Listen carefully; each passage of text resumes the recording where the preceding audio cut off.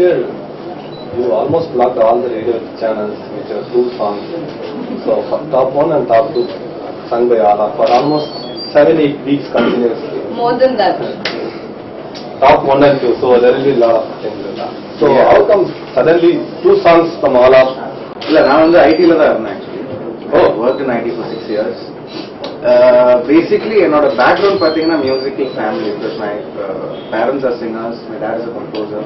My grandma was a well-known playback singer in Malayalam. Basically, I'm a Mallu. So, on the background, but never did I think I'll take music as my profession. Cultural I'm just starting right from there so that it clears all of us. Nobody has anything to ask you. Anything to ask. Of course, we'll have a conversation in the process. So, anyway, Cultural Lounge, initially I was actually a singer only for the band. I did my stats in Royal College, that's when everything started. Till then I had no connection to music. So my background was music, family was into music and all that. I was only into sports. So all that happened and culturals started going left, right, center, then slowly started winning prizes and all. So in the process I picked up this instrument called bass guitar. And that still is my first love, without a doubt. So bass guitar, just slowly people started noticing and whatnot, and that's how I got into films. And people started noticing and people started referring and all, I started playing for recordings. So funny, suddenly one fine day something hit my head. I was like, dude, I started off as a singer, what am I doing with voice types, So then I was still into IT. I was working for Verizon Data Services. So on the time, what I did was I took a couple of months off. I lied at office. Office manager I said I have a horrible back problem. Actually, I have a back problem, but I exploited that reason and I took medical leave. I sat at home and I worked my demo. Nane bass guitar demo voice demo So on the voice demo on the Harris sir but by then I had already played one song for Harris sir. Varayo no part other one. I played bass guitar on that song. That's why I got introduced to Harris sir. So when he heard my voice demo, probably under 1 week, I think I got a call. And I should thank Suchi for that because I don't know if you remember. Yeah, I gave you his email ID. She only gave his email ID. But again, time no narrative. It just so happened he was looking up for a new voice. And that's what happened. My demo reached him on time. Elam just fell in place. So I got a call. So I didn't know whether it was for bass guitar or for voice. So I went there with obviously a little shaky attitude and all that. So entered the console room. He was sitting there with KV Anand sir, Madan Karki. So sort of I knew, okay, it's definitely not for bass because lyric sheet was right in front of me and all that. So it started. That's how the journey started for me. But by then I had already sung one song as a playback singer, one solo for Tamil. Very good friend of mine and for Suchi also. I mean, extensively I worked for Tamil extensively as a bass player, not as a singer. So INR was the first movie that I made my debut as a playback singer. But Harris sir only obviously took my voice out to the world. I think it's more of the band thing that Harris sir has, his personality and his fan following. It's got that reach, without a doubt. I think I am just very lucky and fortunate that I sang Enamo and within a span of 2 weeks, Prabhudeva sir had heard Enamo and he said, I like this voice, shall we use this voice in my movie, Chilangin Kam. So I never knew this would have this sort of a thing. So thanks to everyone who supported me. Thanks to all my friends, co-singers, without having any personal grudge that how dare you just basically got into singing and all that. They've always, stood by me. That's what you think. At least let me be happy with my life. Anyway, so I have a very healthy gang of friends, so that's how it happened.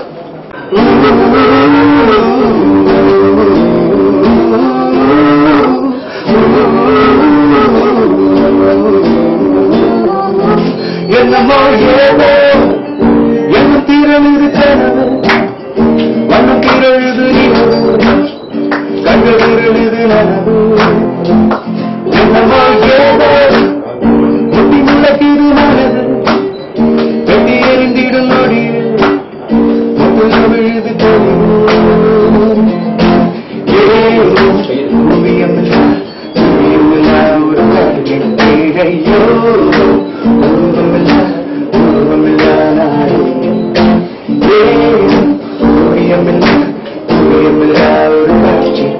ஐயோ அரை மனமாய் திடீர் காலம் என்னமோ ஏதோ மறையுது அழிய பெறுது funniest part is you sing and you don't know it. No. IT professional. Now we definitely want to know the name. Elderly IT professional who used to initially mail me on my the Radio Mirchi ID which I used to have. Oh, okay. Nice mail, oh your show was great, oh thank you so much. Then slowly got a little psychotic and he started calling me his wife. Sorry? He started calling me his wife and he started saying things like, oh, so this morning when you drive to buy the vegetables, be careful because this road has been dug up and tonight I want this for dinner. You actually made something wrong, right? You will come to the screenplay later. So then it just started getting more and more intimate and I kind of showed the mail to my husband. I said, what should I do? He's like, see, this guy is working at an IT company. If you call the cybercrime or something, he's going to get thrown out of his job. Why do you want to do that? Just block his mail and put it into spam or something. He's not, as long as he doesn't take any action outside the online area, it's okay. And it's also like fun. And then for a long time I didn't hear from him, obviously because his mails were blocked and went into spam. And then we both went to London for a gig.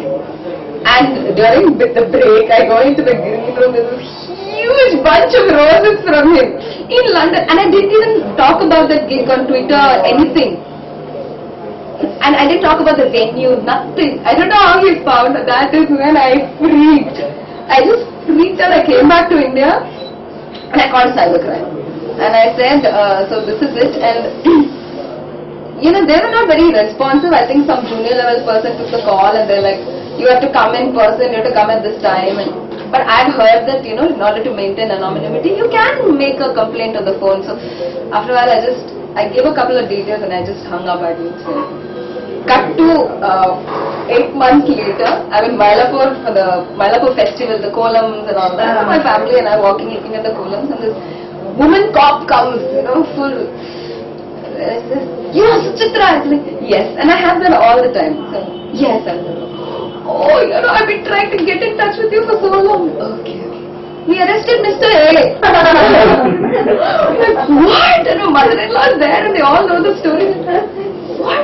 He said, you know what, he's been sending these mails to another doctor saying you're my wife, the same thing. And she registered a full-fledged complaint. She came to the place and she registered a complaint. And then we kind of looked at the thing and there were very similar details which you had also given, but you hadn't left your phone number, you had hung up before that. She said, yes. So apparently this guy is a US-based software engineer. These guys traced him back there and when he landed in Chennai, at the airport they arrested him. He was in lockup for a month. And I said, I think he needs help because it's not like you can arrest him and he'll be cured. She's like, no, we got, because his lawyers were very active and they got a psychiatrist and even that guy said, no, he's normal. There's nothing wrong with him. He just does it for fun. Yeah. And anyway, he got released after a month, but she said 1 month அவர் லாக்அப்ல இருந்தாருங்க. அது உங்களுக்கு சொல்லணுங்க. This is like the craziest, it's like just straight out of a book or something. Imagine the number of coincidences. I go with him and I get a bunch and I meet this cop right there in Mylapore on the road. She tells me the whole story. Did you ever know how he knew you were in London? No. How? After that, any contact after that? No. Well, there is a guy of the exact same name who, this is like, I know what you did last summer, you know, the last frame, who came onto my Twitter page. I don't know such thing. Because on Twitter, when you get your notifications, you just say, this one is following you, this person is following you. I've not had the guts to go into that person's profile and see if it's the same one. Did you still get up in the night with a nightmare? Oh my god. No, I was never scared. Ever. Actually, I was never scared. And he never really scared me. It was just this very funny emails and after going, just got really too intimate and I wasn't having any fun reading it. That's the time I actually started blocking it. Because till then it was like, oh yeah, you're going to buy vegetables today, what? Buy cauliflower for me. All that was good fun to read, never got offended. Then it got intimate as well. I got uncomfortable. That's the only reason. Until even today, I would think he committed a crime or anything. He was just having a little fun, and probably it was his little escape. Done that, like. Which I haven't sung. Many songs like I that. know, but I'm an extremely jealous person. I listen to every album and I think, I wish I'd sung that song. Even the male song? Yes, sometimes. You're quite jealous. Are you jealous of him as well? Of Alam. Oh, no. I'm a better singer than him anyway. No, but seriously, lots of songs. This one song in Vagai Sudava called Sara Sara Sarakata. I always wish I had sung that or something like that. I wish there was something like that. That is the immediate latest one that comes from Vidigalil Oru Vaanavil in Deva Thirumagal. Those are really lovely songs. A lot of songs. Quite a few songs. Give me some time to think, but these two come straight top of my mind.